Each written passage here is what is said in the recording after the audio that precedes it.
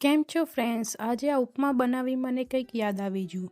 જ્યારે મારી મમ્મી 3 વર્ષ પહેલાં ઓસ્ટ્રેલિયા આવી તો તેને મને ઉપમા બનાવતા શીખવાડ્યા હતા.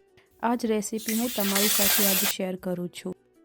આના માટે ઇન્ગ્રીડિયન્ટ્સ મેં ડિસ્ક્રિપ્શન બોક્સમાં નીચે મૂકી દીધા છે, તમે ત્યાં જઈને જોઈ શકો છો. સૌપ્રથમ આપણે સોજીને તેલ વગર જ રોસ્ટ કરી લેવાની છે, જ્યાં સુધી તેની સુગંધ ના આવે ત્યાં સુધી. પછી તેનો કલર ચેન્જ થાય ત્યાં સુધી આપણે તેને શેકવાની છે. પછી આપણે બધા વેજીટેબલ કટ કરી લઈશું, વઘાર તૈયાર કરીશું. તેના માટે મેં થોડું તેલ લીધું છે, તેમાં રાઈ, જીરું અને હિંગ નાખી છે. પછી એમાં મેં મીઠો લીમડો અને મરચાં નાખી થોડી હળદર એડ કરી છે.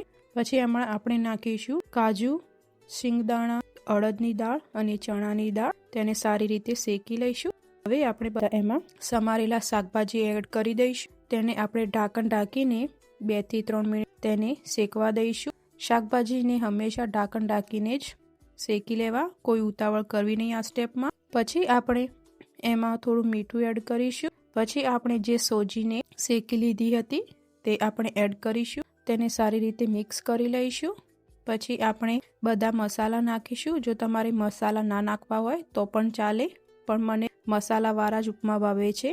તો તેમાં મેં લાલ મરચું પાવડર, હળદર પાવડર, ધાણાજીરું પાવડર બધું એડ કરી લીધું છે. અને તેમાં મેં ગરમ પાણી એડ કર્યું છે 1 કપ જેટલું. હવે તેને આપણે ઢાંકણ ઢાંકીને 2 થી 3 મિનિટ સુધી ધીમા તાપ ઉપર આપણે તેને શેકી લઈશું અને ફ્લેમ બંધ કરી લઈશું. અને ઉપરથી આપણે થોડા કોથમીરના પાન અને થોડું લીંબુ એડ કરી લઈશું. અને આ આપણા ઉપમા તૈયાર છે સરસ મજાના. હવે આપણે પ્લેટિંગ કરી લઈશું. અને જો તમને આ રેસીપી ગમી હોય તો પ્લીઝ આ વિડીયોને લાઈક, શેર અને કોમેન્ટ કરવાનું ભૂલતા નહીં. ફરી વળી મળીશું એક નવી રેસીપી સાથે. પ્લીઝ સબસ્ક્રાઈબ કરવાનું પણ ભૂલતા નહીં. Thank you for watching. Bye bye.